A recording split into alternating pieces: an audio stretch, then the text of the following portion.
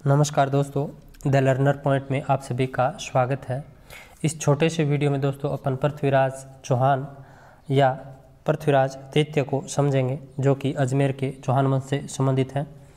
ये आपके जीके के पोर्शन में भी लगता है और आपका जो एसएसटी का पोर्शन है उसमें भी ये टॉपिक लगता है। तो देखिए, पृथ्वीराज चौहान तृतीय, इनकी यदि बात करें तो चौहान वंश के अंतिम प्रतापी सम्राट थे ये।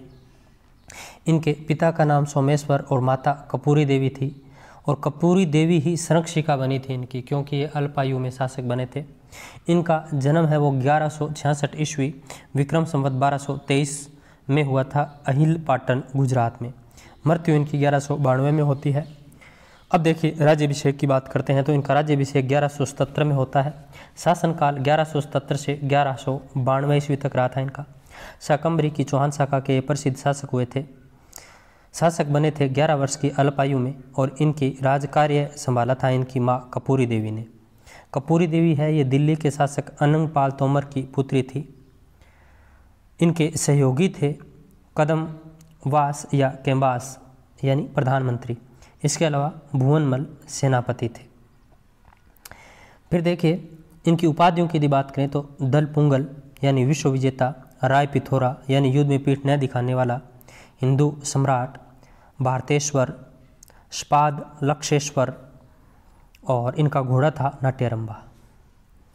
इन्होंने नागौर शहर बसाया था और यहीं पर इन्होंने अहिछत्तरगढ़ दुर्ग बनवाया। इसके अलावा इन्होंने दिल्ली में राय पिथोरा नगर की स्थापना की थी। अब देखिए, जो पृथ्वीराज चौहान थे, इनके दुश्मन बहुत थे। इधर विदेशी दुश्मन तुर्क थे, इधर गुजरात वाले दुश्मन थे, इधर चंदेल शासक दुश्मन थे, इधर कनौज वाले दुश्मन थे। तो इनके दुश्मन है वो बहुत थे। तो अब इनके अभियान है प्रमुख, उन अभियानों को समझते हैं, और अभियानों के साथ ही पृथ्वीराज चौहान है वो कंप्लीट हो जाएंगे। तो देखिए, 1178 में गुड़ग्राम का एक युद्ध हुआ था, जिसमें इन्होंने नागार्जुनों का दमन किया था। इसके अलावा इन्होंने, इनके चाचा थे अपारगंगे और भाई नागार्जुन, ये दिल्ली प्रशासन करना चाहते थे और बार बार इनके टांग अड़ाते थे। तो इन्होंने अपारगंगे चाचा को मार दिया था और भाई नागार्जुन को भी भगा दिया था। आगे चल कर के 1182 में इन्होंने भंडारकरों का दमन किया था। भंडारकर है ये सतलज प्रदेश से आई एक जाति थी। इन्होंने, भंडारकरों ने विग्रहराज चतुर्थ को भी हराया था पहले। जिनपति सूरी इस चीज़ का उल्लेख करता है कि पृथ्वीराज चौहान ने 1182 में भंडारकरों को हराया था, इनका दमन किया था। फिर देखिए, 1182 ईस्वी की बात है, महोबा अभियान किया इन्होंने। महोबा का शासक था चंदेल शासक परमर्दी देव। तो 1182 महोबा का शासक कौन था? चंदेल शासक परमर्दी देव। परमर्दी देव की यदि बात करूं मैं तो इनके दो सेनापति थे, आल्हा और उदल। ऐसा कहा जाता है कि आल्हा और उदल के पास दो घोड़े थे। उन घोड़ों के लिए परमर्दी देव ने कहा कि ये घोड़े हमें दे दो, तो आल्हा उदल ने मना कर दिया कि नहीं देंगे। ऐसी नाराज़गी हो गई और ये कनौज चले गए थे आल्हा और उदल। लेकिन इधर 1182 में जब पृथ्वीराज चौहान ने अटैक किया था परमर्दी देव पर, यानी महोबा पर अटैक किया, तो ये आल्हा और उदल है ये अपने देश की रक्षा के लिए वापस आ गए थे। नाराज़गी थी फिर भी वापस आ गए। तो इस युद्ध के अंदर आल्हा और उदल है ये मारे गए थे, और इस युद्ध का नाम था तुमुल का युद्ध। इस युद्ध के अंदर चंदेल शासक परमर्दी देव की सहायता जयचंद गढ़वाल ने भी की थी। तो ये भी इम्पोर्टेंट है कि चंदेल शासक परमर्दी देव की सहायता के लिए अपनी सेना जयचंद गढ़वाल ने भेजी थी। पृथ्वीराज विजयी हुआ था इस युद्ध के अंदर। परमर्दी देव को माफ़ कर दिया था पृथ्वीराज चौहान ने, और महोबा का अधिकारी या सामंत बनाया था पंजुन राय को। तो ये याद रखना, किसे बनाया? पंजुन राय को सामंत या अधिकारी बनाया था। परमर्दी देव को क्या कर दिया था? माफ़ कर दिया था। आल्हा और उदल नाराज़ थे, फिर भी अपने देशभक्ति के लिए गए थे, इसलिए इनके लिए कथन कहा था जगनिक ने, 12 बरस कुकर जिए, 13 बरस सियार, बरस 18 क्षत्रिय जिए, बाकी जीवन अधिकार। तो ये बहुत अच्छी लाइनें कही थी इनके बारे में। फिर देखिए, 1184 नागौर विजय। नागौर विजय की बात करें तो नागौर शहर की स्थापना पृथ्वीराज चौहान ने की थी। और यहाँ पर कहानी क्या हुई थी आपको मैं बताता हूँ। ये इधर गुजरात पड़ता है, ये गुजरात का शासक था भीमदेव सेकंड। भीमदेव सेकंड आबू की एक लड़की थी इंछिनी से विवाह करना चाहता था और उससे विवाह कर लिया पृथ्वीराज चौहान ने।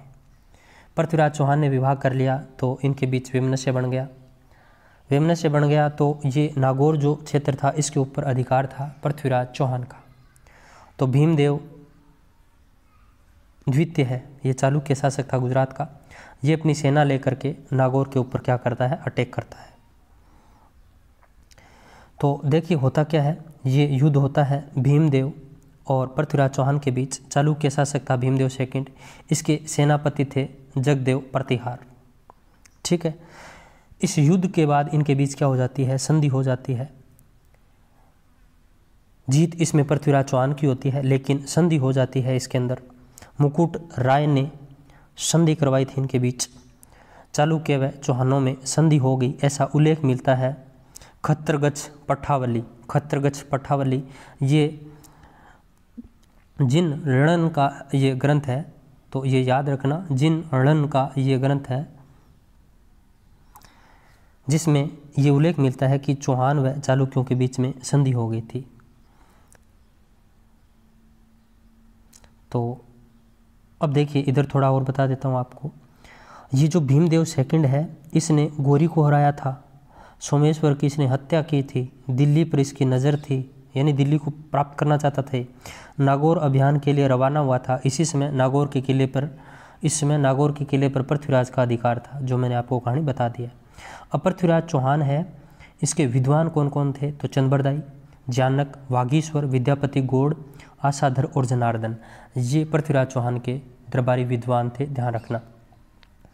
अब देखिए चौहान और गढ़वाल इनका क्या चक्कर था।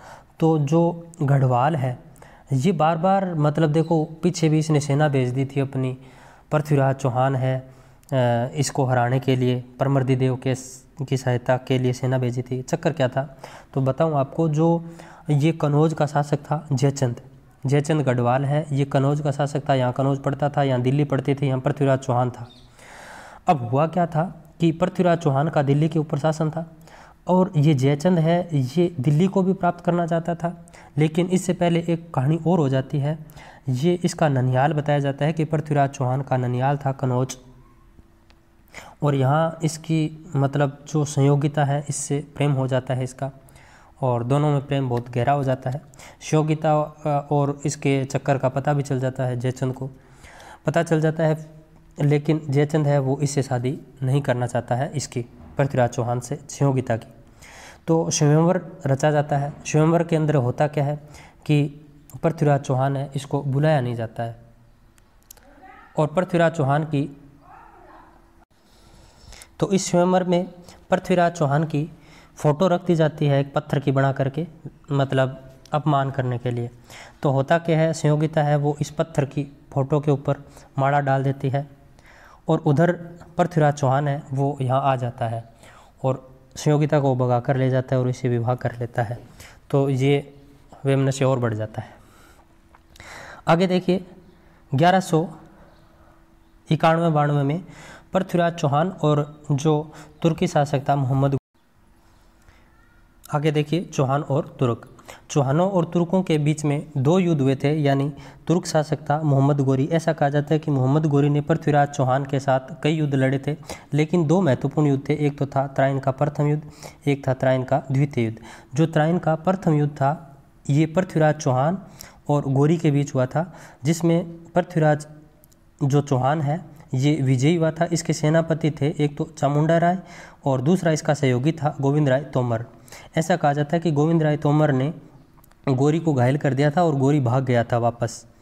फिर 1192 ईस्वी में गोरी वापस आता है, और गोरी ने किया क्या था, गोरी ने चाल चली थी 1192 ईस्वी में, पृथ्वीराज चौहान को संधि के लिए उलझाए रखा। संधि के लिए दो व्यक्तियों को भेजा था, एक तो कुवाम उल मुल्क, एक रुकुनुद्दीन हमजा, इन दो को भेजा। इधर कहानी क्या हुई कि पृथ्वीराज चौहान ने तो ऐसा सोचा ही नहीं कि मोहम्मद गोरी है वो छल से युद्ध कर देगा, यानी अपने ऊपर आक्रमण कर देगा। तो मुख्य जो सेनापति था उदयराज, ये मतलब तैयार नहीं हो पाया था युद्ध के लिए। और इधर दूसरी ओर इसके दो सेनापति पृथ्वीराज चौहान के, एक तो सोमेश्वर, एक प्रताप सिंह, ये गोरी से मिल गए थे और मोहम्मद गोरी ने युद्ध कर दिया पीछे से। और इसमें जो पृथ्वीराज चौहान है ये हार जाता है और गोरी है वो जीत जाता है। इस युद्ध के अंदर जो साथ देने वाले शासक थे पृथ्वीराज चौहान का, वो थे जालौर से समर सिंह, मेवाड़ से सामंत सिंह, दिल्ली से गोविंद राय तोमर। इन्होंने साथ दिया था पृथ्वीराज चौहान का। अब देखिए अलग अलग ग्रंथ है, उनमें अलग अलग बात लिखी मिलती है कि कुछ बोलते हैं कि पृथ्वीराज चौहान है ये मार दिया गया था, कुछ में ऐसा कहते हैं कि पृथ्वीराज चौहान है उसने गोरी को मार दिया था, कुछ में ऐसा मिलता है कि इनके बीच संधि हो गई थी। तो देखिए तबकाते नासिर नाम का एक ग्रंथ था जिसकी रचना मिनहाज उस सिराज ने की थी। इस ग्रंथ में ऐसा उल्लेख मिलता है कि गोरी ने पृथ्वीराज को मार दिया था। जो सिरसा स्थान है हरियाणा में, वहाँ पर गोरी ने पृथ्वीराज को मार दिया था। लेकिन पृथ्वीराज रासो है जो चंद्रवरदाई की रचना, इसमें कहा जाता है कि पृथ्वीराज चौहान है इसको गजनी ले जाया गया, चंद्रवरदाई भी साथ ही गया था वहीं, और वहाँ दोनों को बैठा दिया गया। और चंद्रवरदाई ने कहा कि हमारे जो शासक हैं वो ऐसे हैं, शब्द भेदी बाण से किसी को भी मार देते हैं। तो गोरी बोला कि ऐसा है तो मुझे मार के दिखा। तो चंद्रवरदाई ने एक दोहा बोला था, उस दोहे के आधार पर कहा जाता है कि पृथ्वीराज चौहान है उसने गोरी की हत्या कर दी थी। और गोरी की हत्या करने के बाद अब आपको पता है उस दरबार के अंदर उनके शासक की हत्या कर दे कोई, तो फिर ये राजपूत ठहरे पृथ्वीराज चौहान। तो इन्होंने क्या किया, चंद्रवरदाई ने और पृथ्वीराज चौहान ने आपस में एक दूसरे को मार दिया। हसन निजामी है ये बोलता है कि इनके बीच में संधि हो गई थी, ऐसा एक सिक्का मिलता है जिसके ऊपर एक तरफ पृथ्वीराज चौहान और एक तरफ गोरी का नाम उल्लेख मिलता है अजमेर के अंदर। तो इस तरह से ये पृथ्वीराज चौहान है कंप्लीट होता है। आई होप आपके समझ में आया होगा। यदि समझ में आया तो वीडियो को लाइक करना, अपने दोस्तों में शेयर ज़रूर करना। फिर मिलते हैं कभी एक ऐसे छोटे से वीडियो के साथ, तब तक जय हिंद जय भारत।